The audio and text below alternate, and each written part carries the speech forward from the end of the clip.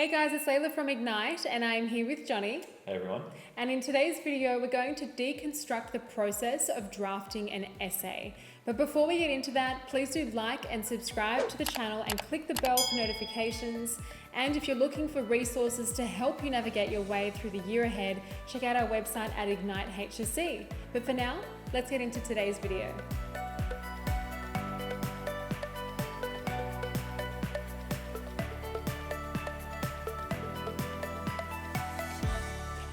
Alright guys, so when you receive a question for an essay and you're confronted with where to actually start, we're going to take you through what you should do, how you should go about drafting those body paragraphs, and what your thought process should be when you are drafting an essay. So Johnny and I both recommend starting off thinking about your body paragraphs themselves, even the topic sentences. And yeah, Japes, why do we often start at that point?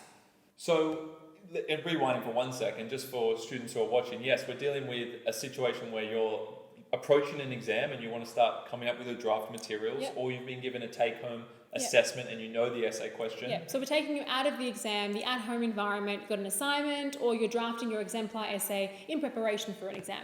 That's right. So you must be doing a draft. By the way, assume implicit in what we're saying here is you have a draft. You have to do this. Yeah. If you don't have a draft, you haven't at least written out one solid base essay, even though you're going to be adapting to the question on the day, you're way behind the rest of the state.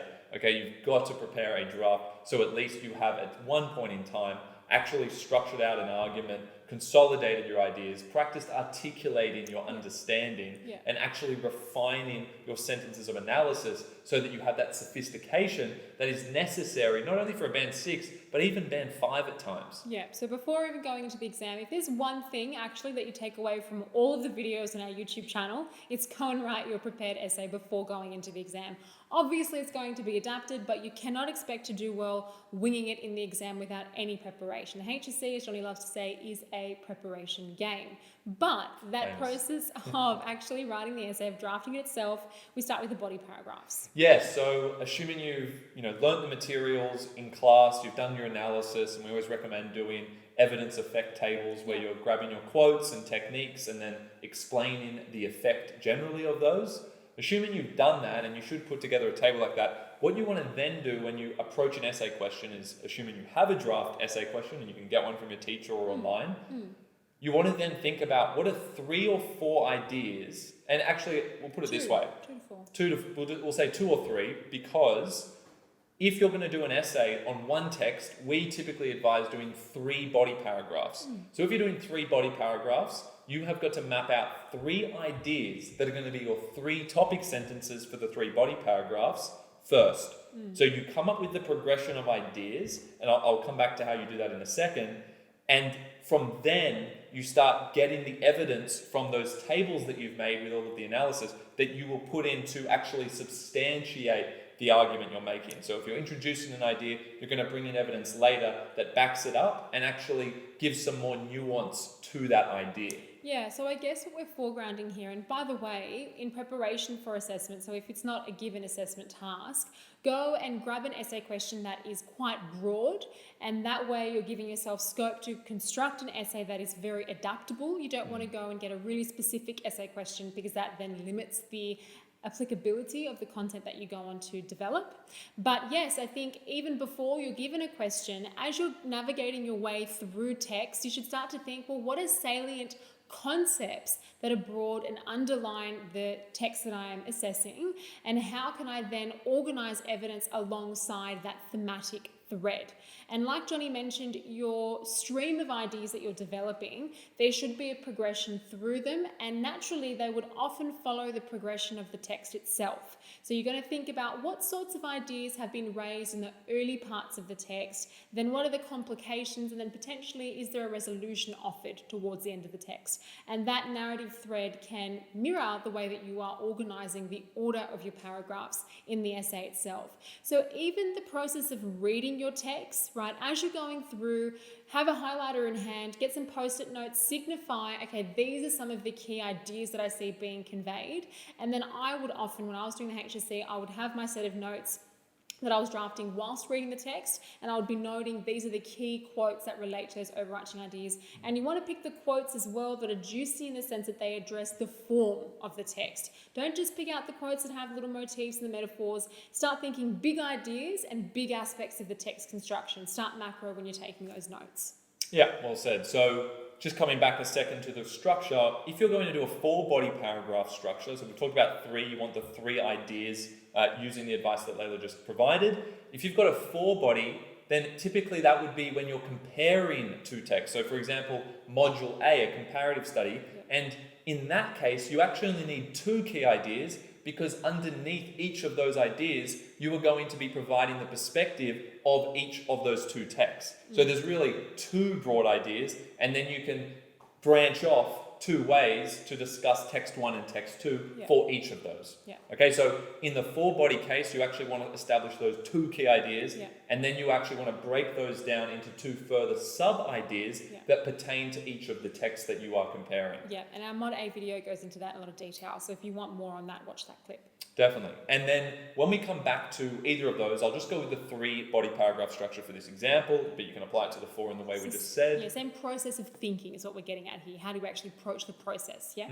So once you've gone through the text, great advice on the idea of the chronology, following that kind of chronological progression. So look at the ideas as they emerge throughout the text, and typically, almost always, the case is that as the text goes through, it's following a conflict at the start. There is a problem that it's exploring. Then there usually is the protagonist or the hero, in some cases, that is actually going to struggle through. They're going to try and actually confront that problem, try and overcome it.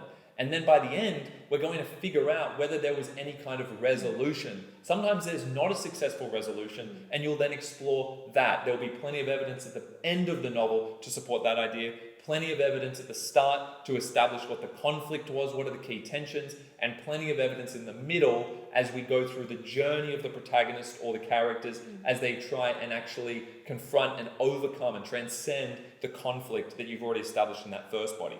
So if we're talking about 3 topic sentences, try and come up with an idea that pertains to the conflict that's clearly established, then the struggle, how they actually push through, what is the response of the individual to that, and then you want to go into the resolution, whether there is a resolution, and if there is, what is it? So that's a useful structure. I'm not saying that's the only structure, but it certainly helps with that idea of following the order of the text. Yeah, and it ensures that the student is also balancing the extracts from the text that they're taking from the text as well. Often the student falls into the trap of focalizing the opening, right, if they didn't finish reading the novel, but it ensures that you're being balanced in terms of taking all parts of the text as well. That's right. And so many students, when they're doing their structure, they're not thinking chronologically, they're just grabbing random quotes. It's amazing how many people do this from different parts of the novel, and the ideas above them basically aren't even really supported by those pieces of evidence, and it's either going sideways or backwards in terms of where those ideas are going. You're just grabbing 3 random theme words and putting them there. You can't be doing that. You actually want to articulate a full phrase. It needs to be a phrase, a concept, that is not just simply, this explores power, this explores the struggle. You actually need to say what that is, how it's revealed through form, how it's represented, that is, and why. So unpack it a lot. The more you unpack, the more specific you are, the more sophisticated these topic sentences, these ideas are going to be.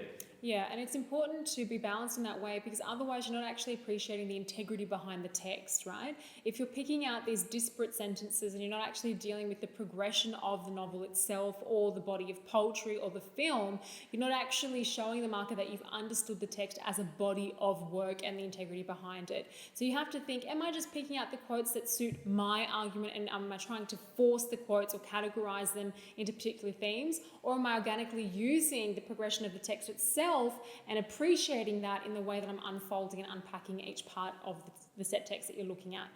Yeah, so a really important thing as well I noticed, because some people might be thinking, okay, I came up with 3 great ideas for the topic sentences. How am I going to select the evidence like you were just talking about? Well, funnily enough, if you've picked an idea that wasn't actually based on your experience of reading the text, it's not based on the evidence that you've seen, then you're not going to have evidence to support it. But how did you come up with that idea in the first place? So make sure it's this weird process of step 1 is read the text and analyze it in this general sense.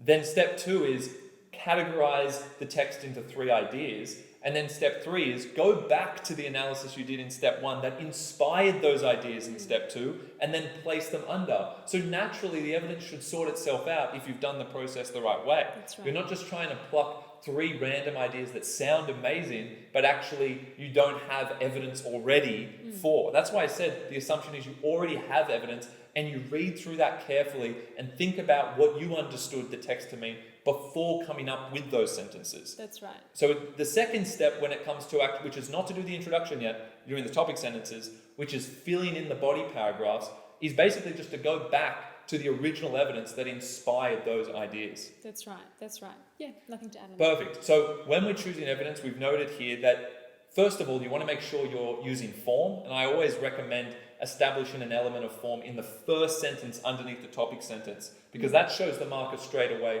you're engaging with the broader compositional choices of the composer. Yeah, and it's logical, right? You don't want to start with the first body paragraph dealing with the end of the text, and nor do you want it to start with a micro element of the text construction either. Start broad, follow the progression, but also introduce the key aspect of form and then unpack how the micro elements of the text, the techniques, actually contributed to that aspect of form as you go through the paragraph. Yeah, so still follow chronologically within the body paragraph. So underneath the topic sentence, as you're getting your 3 to 4 bits of evidence, it's never going to be more than 4 pieces of evidence that you need in a paragraph, right? But let's say you're doing 3 solid pieces of evidence that might take 1 to 2 sentences to properly analyze.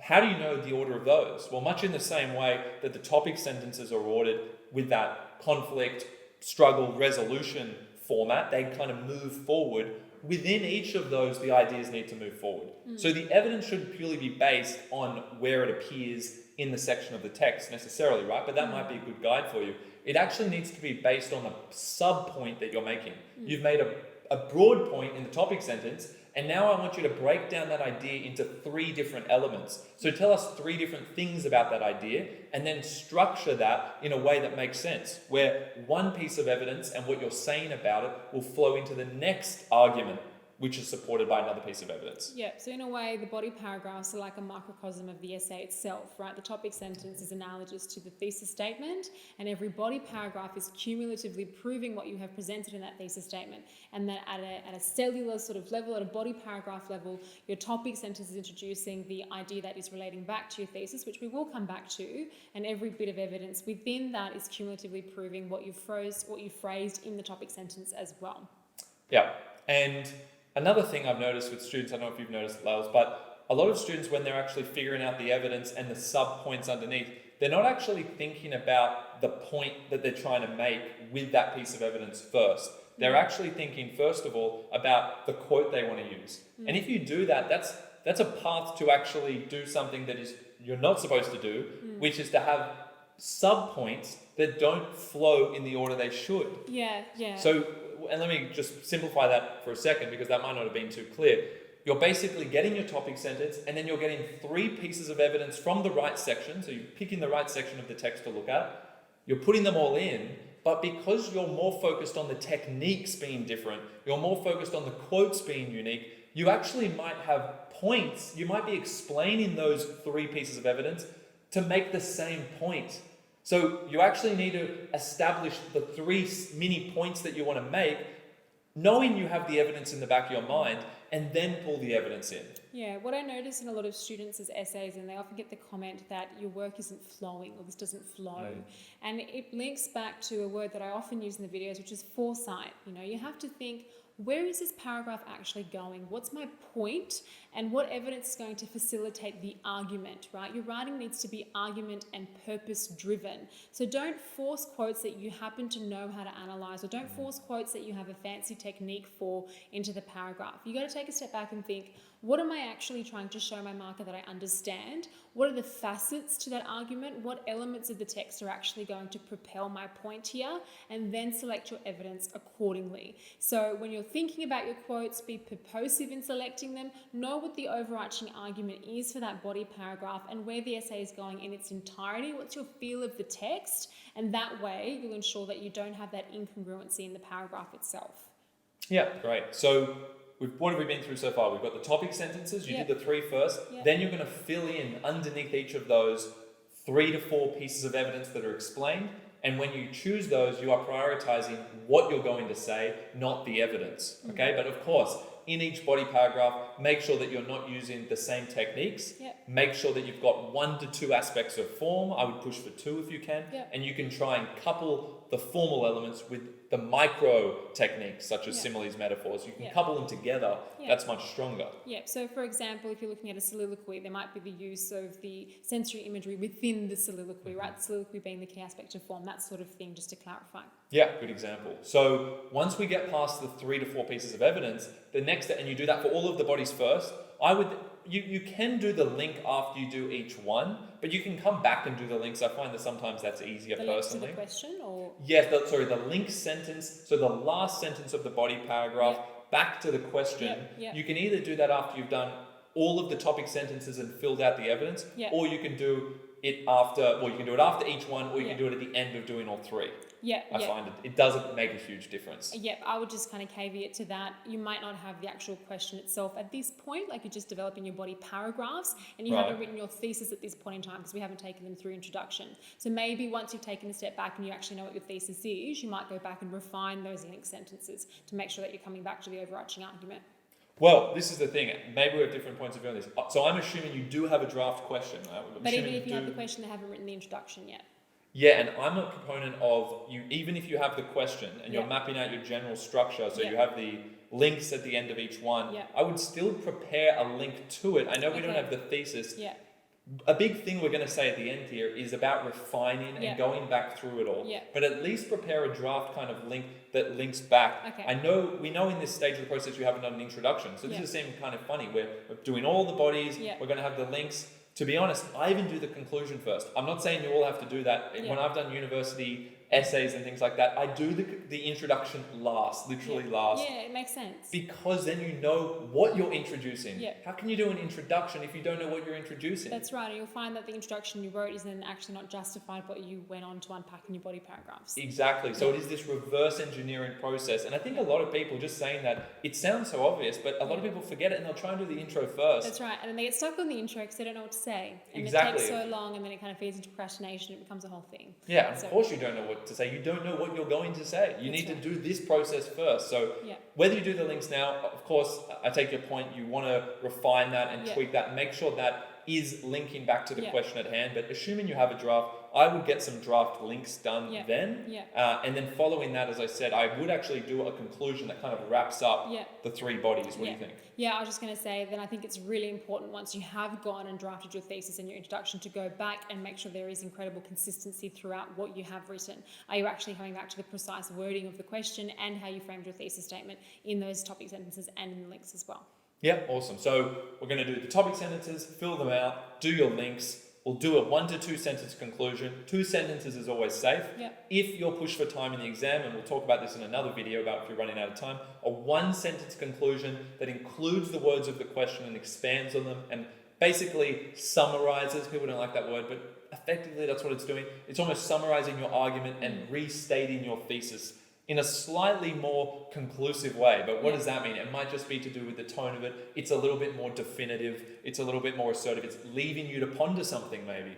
And it's more assertive because you've proven it, right, through your body paragraphs. You've done that work already. Yeah, so a slight change in tone, but otherwise you're rewriting the thesis that you would have said in the intro. And basically that can be 1 to 2. It doesn't need to be more than 2 sentences.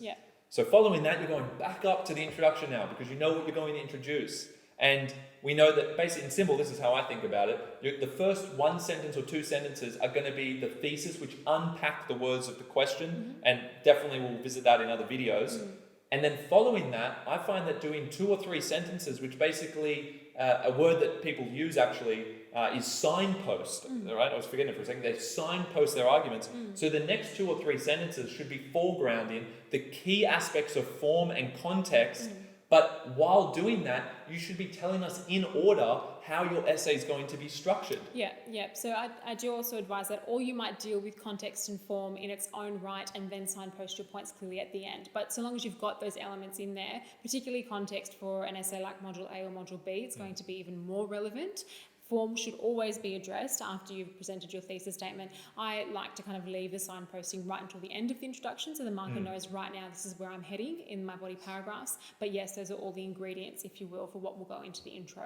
Yeah, and often people find comfort in ending the last sentence of their introduction with a word like ultimately, right? Or as such, or it could be however or nonetheless or something like that. Yeah. But what's followed there is actually going to be the precursor or the signposting to that last body. So your final body, how do you really end your essay? Yeah. What's the end of this conceptual story that you're telling us throughout the essay? That's right. That should become very clear in that last sentence of the intro. And you can see there how the logical progression is so conducive to writing a strong intro as well, because if you're linking the ultimately to an issue that's raised in the early parts of the text as the last body paragraph, it doesn't have that same emphatic effect on the marker, right? Ultimately, we see the futility of one's fight against rebellion in the submission of Winston at the end of 1984, by way of example. It works to end with that, so hence the logical progression is also conducive to a strong intro.